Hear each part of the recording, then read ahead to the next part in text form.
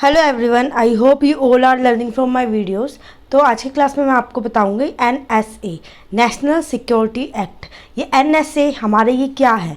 ये एनएसए अगर बेसिकली हम कॉमनली अगर इसकी बात करें तो ये हमारा प्रिवेंशन डिटेक्शन को लॉ को फॉलो करने के लिए। अब प्रिवेंशन एंड जो डिटेंशन लॉ है हमारा, इसमें क्या चीज़ है?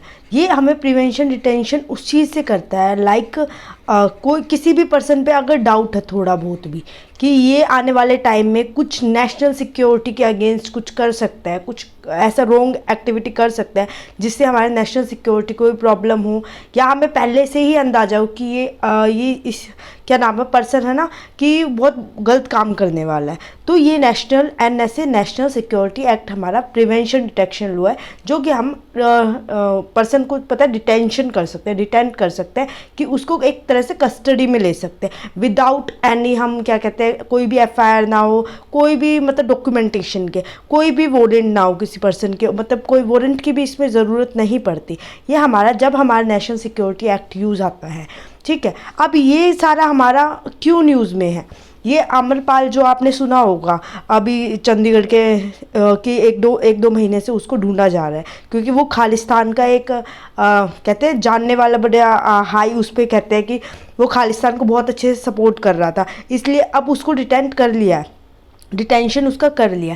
अब इसमें क्या होता है, नेशनल सिक्योरिटी जो एक्ट होता है हमारा एनएसए, इसमें क्या चीज़ है नॉर्मली कि पर्सन को डिटेंट कर लिया और उसके बाद उसको कहीं भी शिफ्ट कर सकते हैं और उसका कोई भी डॉक्यूमेंटेशन रिकॉर्ड नहीं रख सकते, ठीक है। और इसमें पता है ये भी कंपल्सेशन नहीं होता कि हम पर्सन को पता है सारी की सारी इन्फॉर्मेशन दे कि आपको हम किस रीज़न से आपको डिटेंट कर रहे हैं, पर इसमें क्या चीज़ होती है कि 24 आवर 24 घंटे के अंदर तो उस पर्सन को वहाँ पे कोर्ट में पेश करना पड़ता है, और मिनिमम 5 से लेके 10 दिन में, ठीक है, 5 से लेके 10 डेज मैक्सिमम है, इतने दिनों के अंदर उस पर्सन को बता देना पड़ता है कि क्यों उसको डिटेंट किया गया है, ठीक है।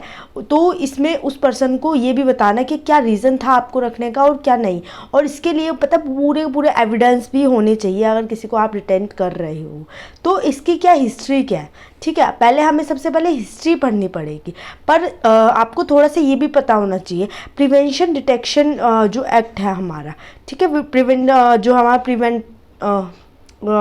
जो हम प्रिवेंटिंग डिटेंशन लॉ यूज़ कर रहे हैं, तो इसमें हम ये क्यों कर रहे हैं? हम जो फ्यूचर में जो क्राइम होने वाले हैं उनको स्टॉप करने के लिए, ठीक है, फ्यूचर में जो क्राइम है वो ना हो पाए, हमें अंदाजा है कि ये पर्सन ये बहुत गलत कर सकता है, उसको क्राइम को रोकने के लिए। अब आप लोग सोचोगे ये चीज़ पता है हमारे जो कॉन्स्टिट्यूशन की बात आती है उसमें जो है आर्टिकल जो हमारा 22 है उसका सब क्लोज 22 का सब क्लोज 3 का बी पार्ट इसके बारे में बात करता है कि हम किसी भी पर्सन को क्या नाम है डिटेंट कर सकते हैं, डिटेंशन उसकी कर सकते हैं, और उस पर्सन की लाइबिलिटी जो वो लिबर्टी है उसकी, ठीक है, लिबर्टी है लाइवलीहुड के लिए, जीने के लिए, उसको भी हम स्टॉप कर सकते हैं। उसके ऊपर भी हम जितने हमारे कॉन्स्टिट्यूशन में आता है freedom of right, freedom, her freedom का उसका पर्सनल लिबर्टी को हम, लाइवलीहुड को हम स्टॉप कर सकते हैं कि वो पर्सन के ऊपर हम रोक लगा रहे हैं कि वो पर्सन कुछ ना करे, ठीक है।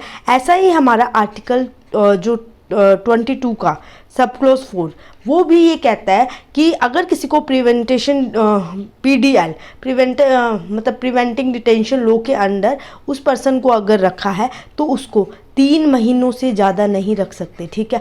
और अगर उसको 3 महीने तो आप रख सकते हो, मैक्सिमम 3 मंथ, पर आपको 3 महीने से ज़्यादा उसको नहीं रख सकते। अगर उसको रख रहे हो तो आपको कोर्ट में विद द एविडेंस बताना पड़ेगा क्या रीज़न है, क्यों रख रहे हैं, और इससे आगे जाके क्या खतरा हो सकता है। उसके बाद जब ये हमारा लो आर्टिकल है तो इसके अगेंस्ट एक हमारा अमेंडमेंट आया था। अब सबको अमेंडमेंट तो पता ही है, जो हमारे चेंज होता है कॉन्स्टिट्यूशन के अंदर वो अमेंडमेंट एक्ट होता है। तो अमेंडमेंट एक्ट हमारा आया था कौन सा, 44th, ठीक है। ये हमारा कब आया था, 1978 के अंदर। इस जो एक्ट में क्या कहा गया था, इसमें ये कहा गया था कि ये जो 3 महीने का सिस्टम है ना, इसको 3 महीने के सिस्टम को कम कर देना चाहिए, ठीक है, इसको हमें लेस करना चाहिए 3 मंथ से, बट क्या इसको बाद में मंजूरी नहीं मिलती, इसको नॉट एक्सेप्टेड, ठीक है, इसको एक्सेप्ट नहीं किया गया। तो इसके लिए आपको इतना ही ये सही है। बट अब आपको इसके बारे में NSA जो नेशनल सिक्योरिटी एक्ट है, इसकी आपको थोड़ी सी हिस्ट्री, अगर आपको हिस्ट्री पता होगी जब भी आप इसको थोड़ा सा अच्छे से कर पाओगे।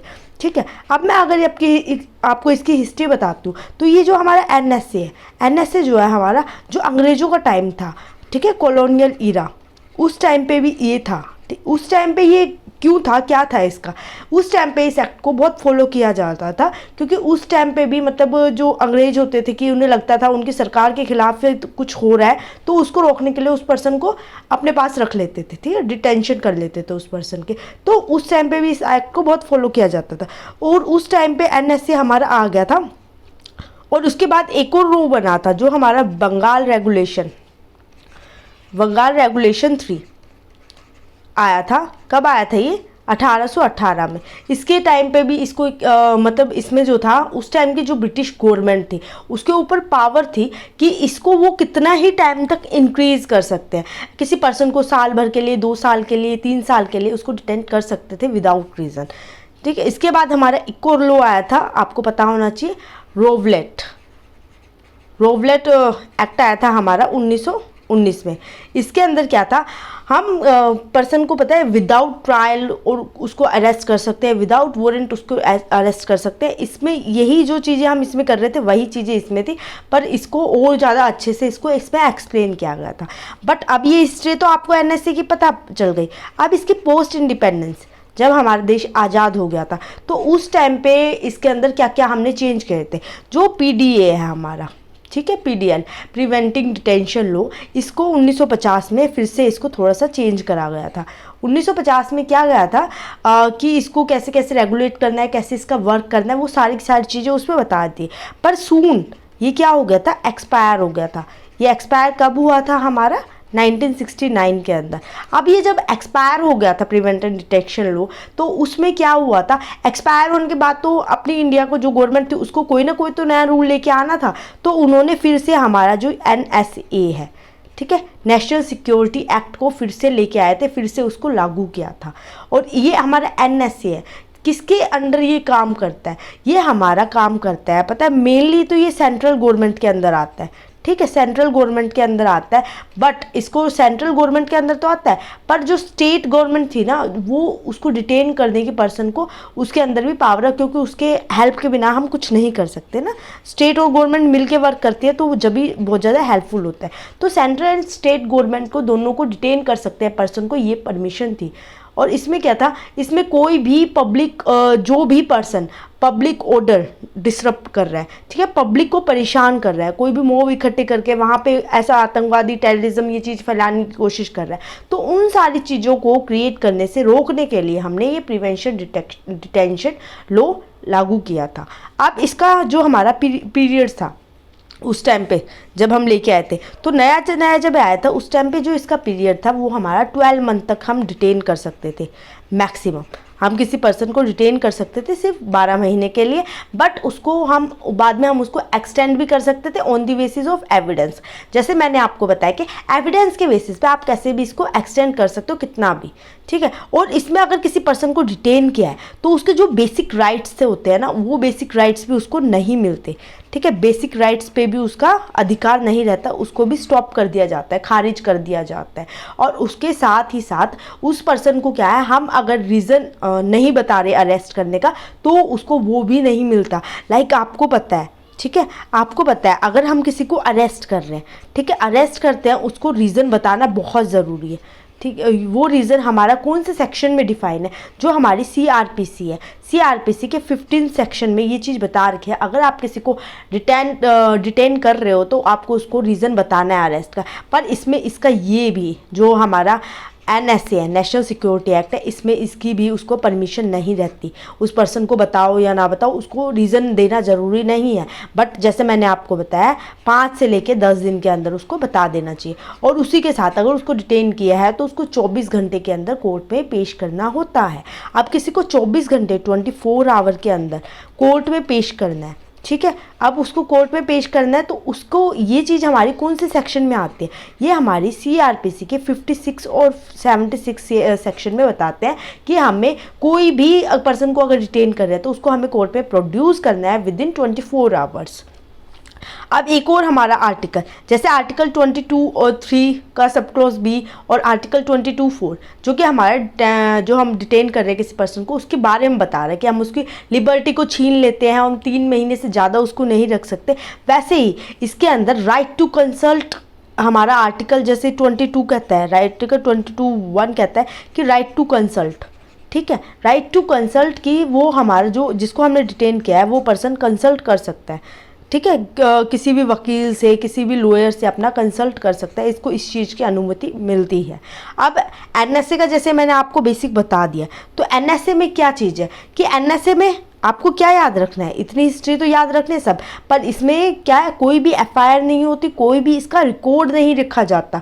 NSA के अंडर जितने भी केस होते हैं, क्योंकि ये नेशनल सिक्योरिटी की बात आ रही है कि वो पर्सन क्या है, कुछ भी पब्लिक ऑर्डर डिस्टर्ब कर सकता है। जैसे कि हमारा एग्जाम्पल के तौर पर मैं बता रही हूँ, खालिस्तान आपको पता है ये हमारे इंडिया के अगेंस्ट एक ऑर्गेनाइजेशन चलती है, ठीक है, तो उसके लिए ये अपना ये भी वर्क करिए। कोई भी टेररिज्म हो गई एक्टिविटी, हमें डाउट है कि ये पर्सन टेररिस्ट है, टेररिज्म फैला सकता है, तो उसको भी हम डिटेन कर सकते हैं। पर आप जैसे आपको पता है हमारा एक NCRB है, नारकोटिक कंट्रोल रिकॉर्ड ब्यूरो, ठीक है, narcotic national control record bureau है ये, नेशनल कंट्रोल रिकॉर्ड ब्यूरो, जो कि हमारा रिकॉर्ड रखता है कितने पर्सन को डिटेन किया गया है, कितने पर्सन क्रिमिनल हैं, कितने जेल में हैं, तो उनका सबका रिकॉर्ड ये रखता है, एविडेंस वगैरह हर चीज़ का।